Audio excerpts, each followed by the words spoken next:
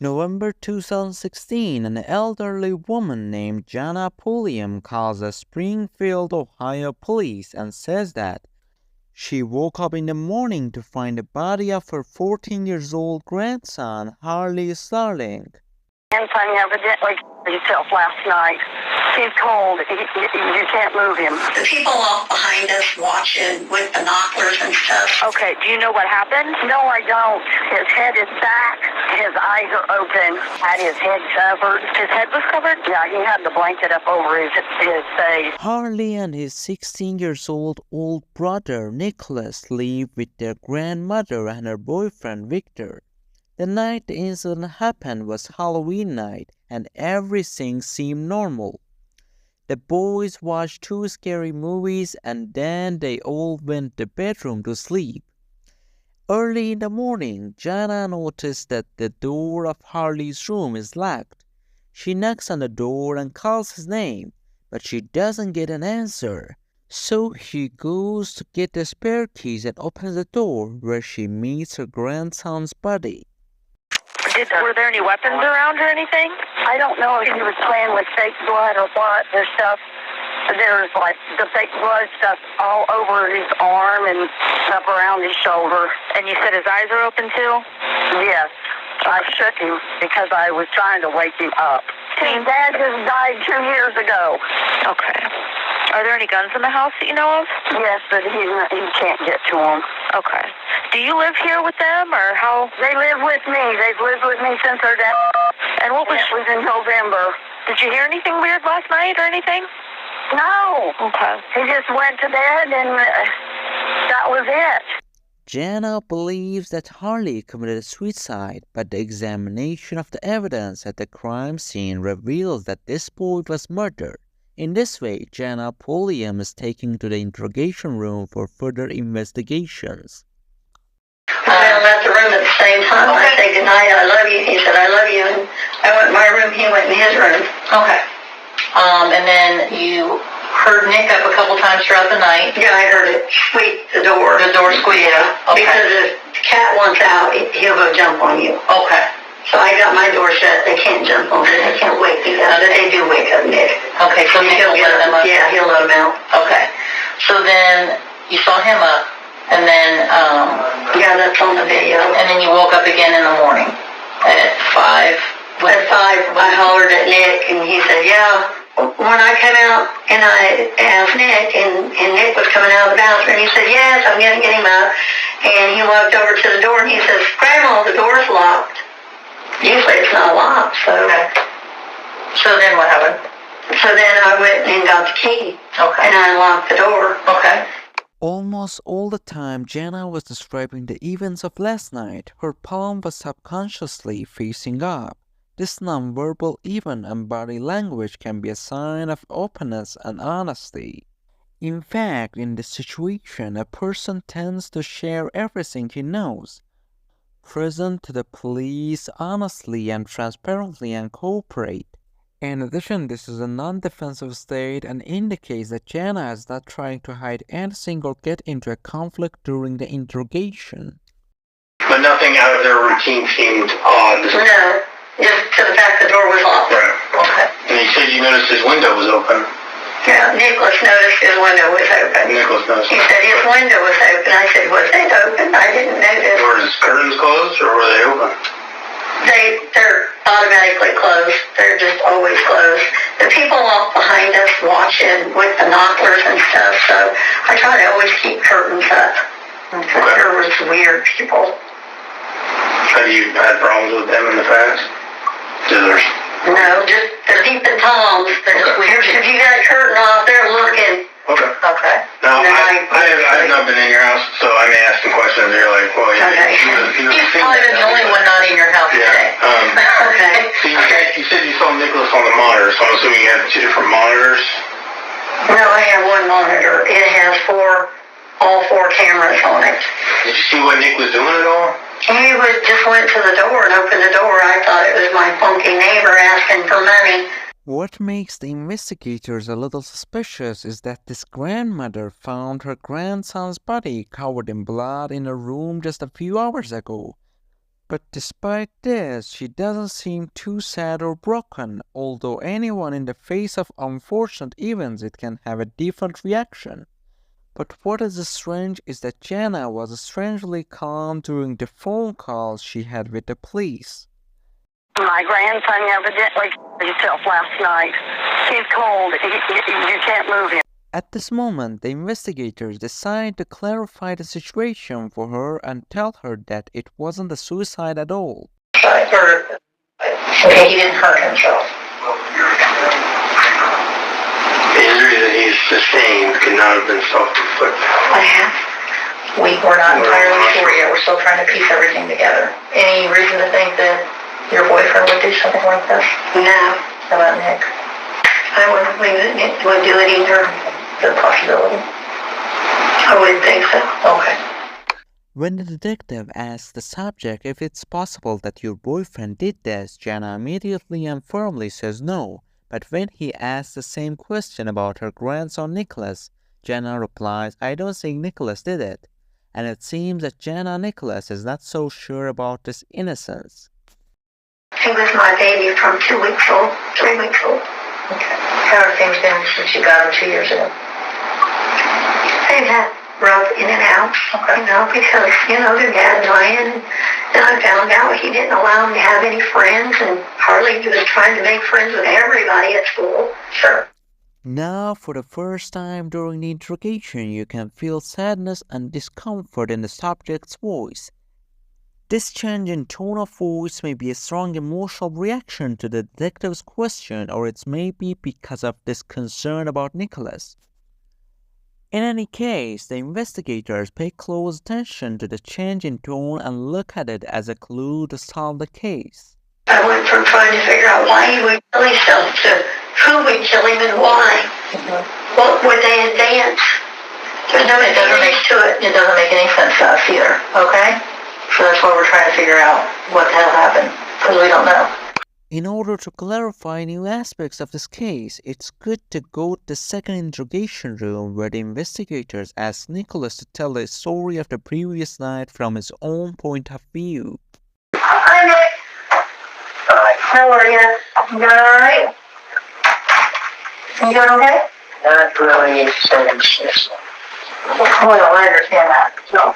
Look at this moment again. How are you? You doing all right?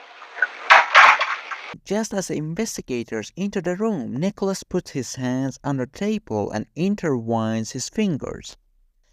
It's clear that he is anxious and the stress is visible on his face, and he has no idea about the conversation he's going to have with the detectives in this room, and he feels vulnerable because of his young age.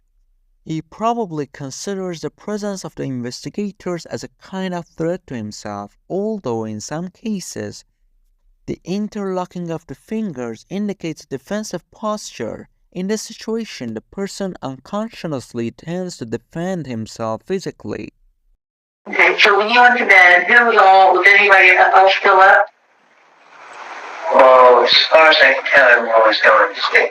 Okay. Nicholas says around 23:30 I decided to sleep because I hadn't rested since I woke up early in the morning. So I went to my room and left the door open and lay down. But before sleep, I watched a movie and then I turned off the TV. The detectives ask Nicholas, when did you finally sleep? And Nicholas answers, I think it was around 1 o'clock. Next, Nicholas says that I woke up at 5 in the morning with the alarm clock as unusual and took a shower, and then I went to my brother's room and knocked on the door and told Harley, Pasha, it's your turn to take a shower, but Harley didn't answer. During all this time, Nicholas didn't look directly at the investigator's face. He was nervous and anxious, and obviously the fear of Pete's accusation raised his heart and multiple distress.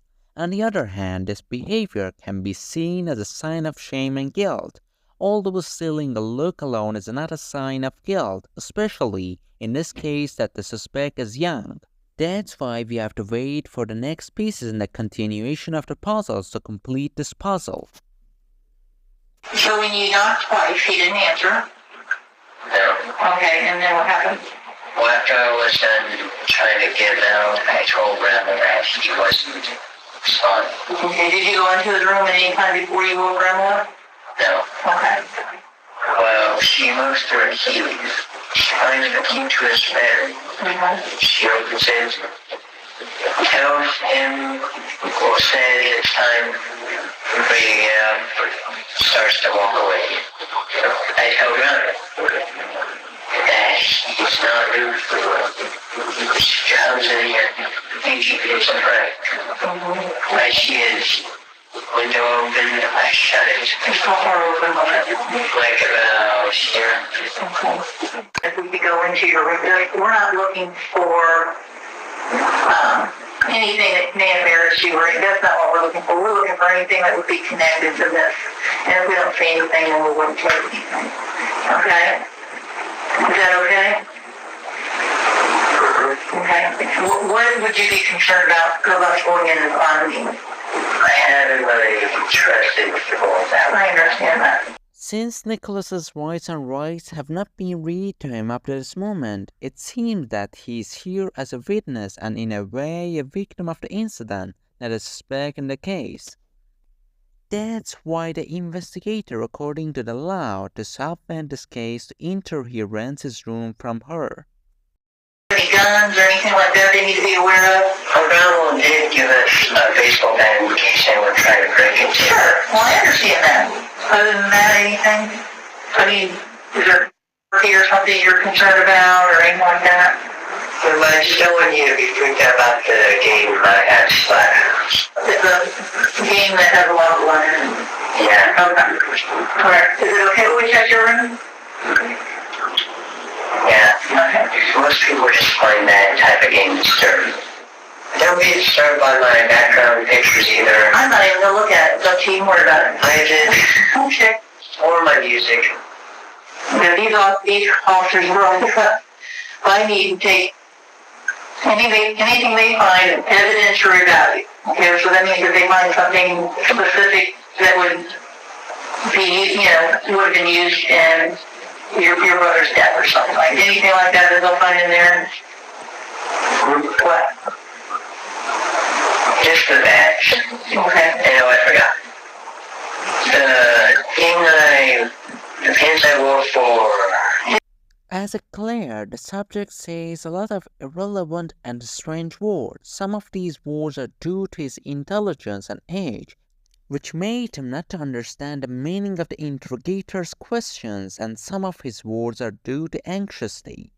The investigators got to know enough about the story of the night of the incident for the first round, and now they have to wait for the group that is searching Nicholas's room to give them some information in this regard. Thank you for that. Okay.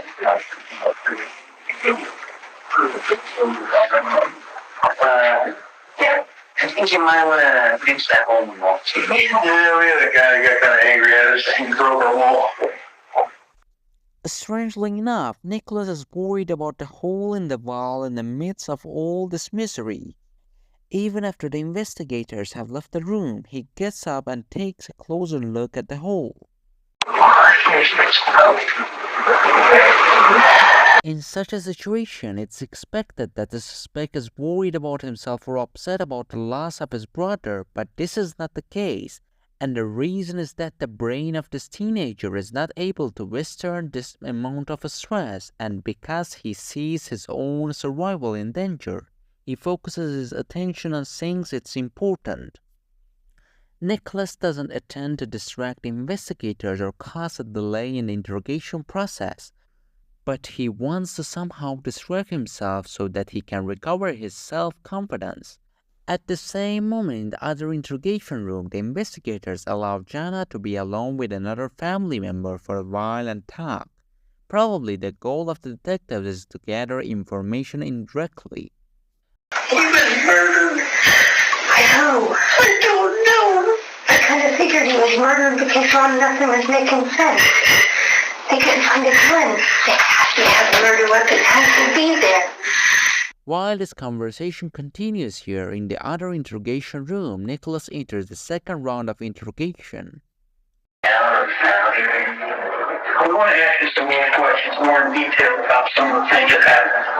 Yesterday, okay? And before I do, I'm going to invite you up your rights, okay?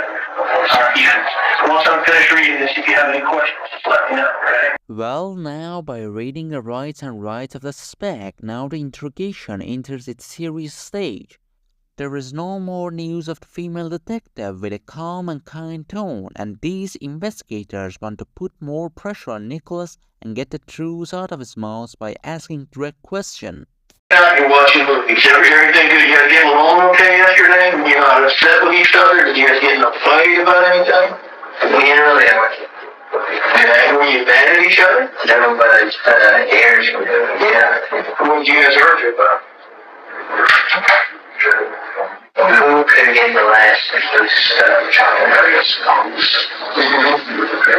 And also stuff like who's playing on who's just You say you were upset with each other over just the candy thing at first? It was mad upsetting. What did you guys argue about it? A little bit. Why, did he get more candy than you did? No, our government gave us one of these boxes to have the marching vegetarians in. Did he eat the majority of those? Yeah, he ate the majority of them. Our government gave us a share. She gave to you a share, but he ate all of them. No, I ate two, he ate three. The last one was the one he had. It was too many more. It didn't last very long. It was like that. Okay, but you just didn't want you to have it, and why did you guys argue? What was said when you argued? Nothing much. Nicholas doesn't seem to have realized the seriousness of the situation yet. He answers very vaguely and doesn't mention how serious the fight he had with Harley was. Of course, it doesn't seem like the small fight is the main motive for the murder. That's why the investigators continue to know more about the suspect's character. Where do you let the cat out? Where the cat out? Front door. The front door. Do you keep the cat in your room at night? Your bedroom at night, or they just roam through the house? They just roam through the house. You tried to string around the cat's neck.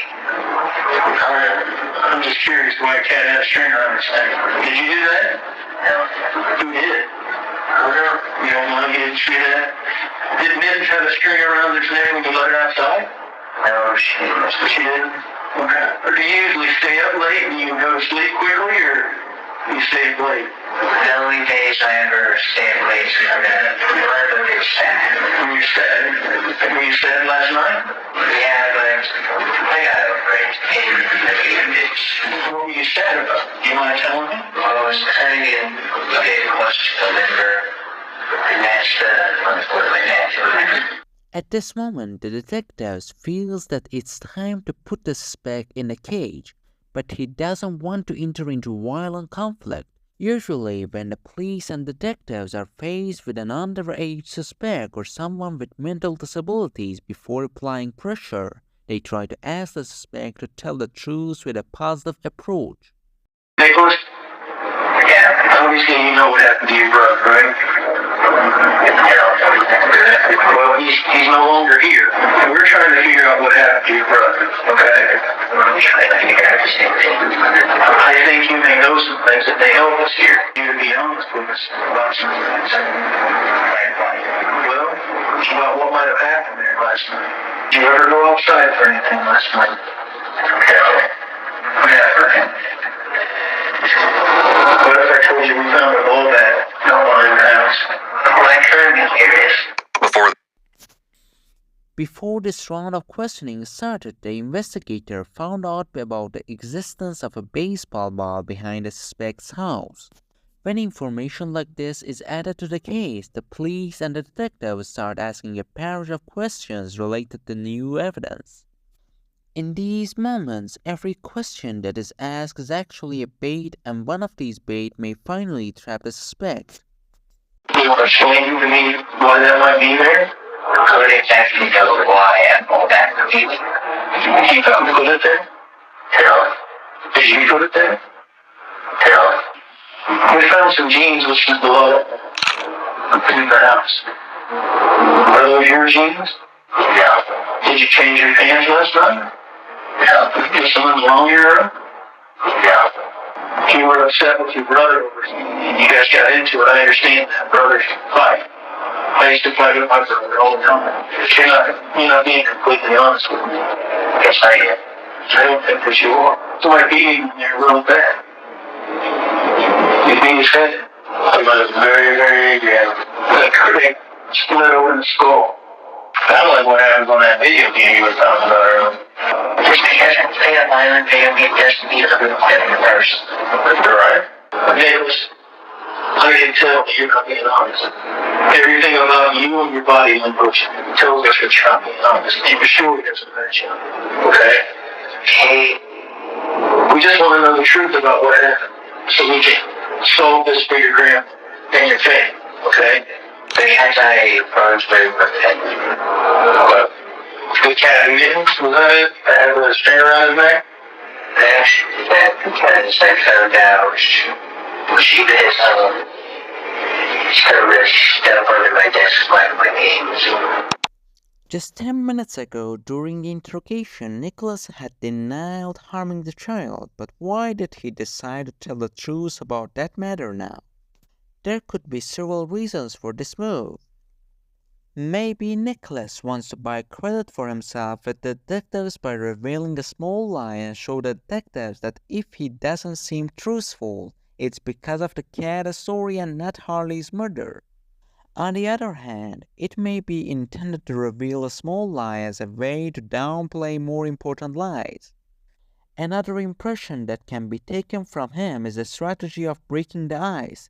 In some cases, admitting a small and trivial lie is the beginning of a more honest conversation that eventually leads to the main confession. But you understand that in watching that video, you're the only one moving around that house. Nobody else is there. This is what I think. You want to know my opinion? What? I think you went in there, you were pissed at him, and you killed him. And then you went back and forth between the back and cleaned yourself up and changed your clothes. Those bloody pants we found, for years you were wearing them. And that's got your brother's blood on it. You took them off so nobody would find it. Nicholas realized that he has not come well up to this moment, and everything he has done and everything he has said has ended in his loss. He feels like a failure, that's why he is lying on the table and motionless like a student listening to his teacher. He is trying, which no longer attracts attention and doesn't give any new information to the investigator. But I want to ask you this question: why? What would make you so mad? What do you do that would make you so mad that you want to do that? I didn't tell. They didn't. We can't help you if you don't help us. Because if you don't tell us, then we'll never have the true story. But I know that you did. You did that to me. But why did you do it to me? Yes, you know, I was a true shooter. I was a true shooter. How does he pick up? I was being stupid in the stairs. I tried to work by them so few times. Scared. So did you hit him in the head while he was sleeping? Did he know you were coming? He was asleep or was he awake? And he just took that bag and hit him over the head? Alright. Yes. How many times did you hit him in the head?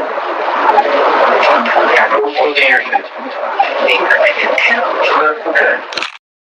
Now it has become clear that when Harley attacked him while he was sleeping, the excuse of defending himself becomes meaningless and his lawyer cannot use this issue in the court. Did you stab him with something in the neck? Well, that time then he started. Were you trying to help him die faster so he would suffer? I tried to make him be quiet. How many times did you stab him? I think around 2 or 3 times. 2 to 3 times. If you hit him in the head with that ball bat 14 or 15 times? Yeah. And then you went outside, which you was the bat? He just dropped there. Did you walk outside? Did you walk out your mom or your grandmother's bedroom and then sit over the fence, or did you close the front door? I got out his door. Did you lock his bedroom door when you leave that open? Yes. And then did you go to your room and go to sleep, or have you slept at all? I got to sleep. After this horrible crime that he committed, Nicholas went and slept in his room while he knew that his brother's body was in the next room. And this part of the story is really shocking and unbelievable. This level of coolness can only be expected from a serial killer. Now the idea comes to the minds of the investigators that the whole affair was probably not just out of anger and a simple conflict. You were kind of set, you got in there, and how long did you stand in there before you decided to grab the bat and hit him? About standing in there watching him? Yeah. When the case was concluded with the defendant's final confession, the police decided to bring his family into the room for a short visit. This visit would not actually help Nicholas and was arranged only for his grandmother's sake. Jana Pulliam lost both of her grandchildren in one night. One of them was killed and one of them was arrested for first-degree murder.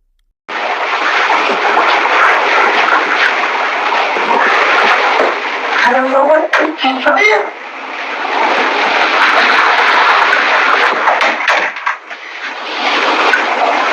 I will do what I can. I don't know why you doesn't ask your mother.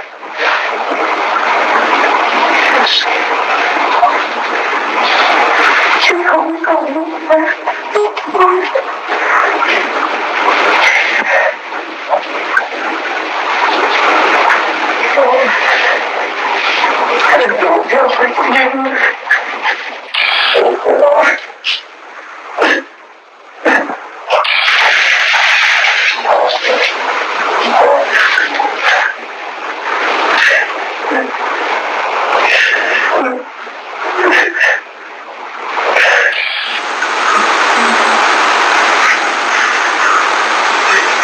In the first trial, Nicholas' lawyer denied the charges of murder and tampering with the criminal evidence due to his client's unstable mental condition and young age. But when the case was transferred to the adult court, the course of the case changed. Finally, based on the defendant's confession in the interrogation room, Halloween candy was the main spark of this crime, and no other specific reason was introduced as the motive for the murder. Nicholas Starlink was sentenced to life in prison with the right to parole after 15 years in prison. This means that Nicholas can try his luck for parole in 2031. Thank you for being with me until the end of this video. Please subscribe to the channel and support my videos. I'm waiting for your likes and comments about this case.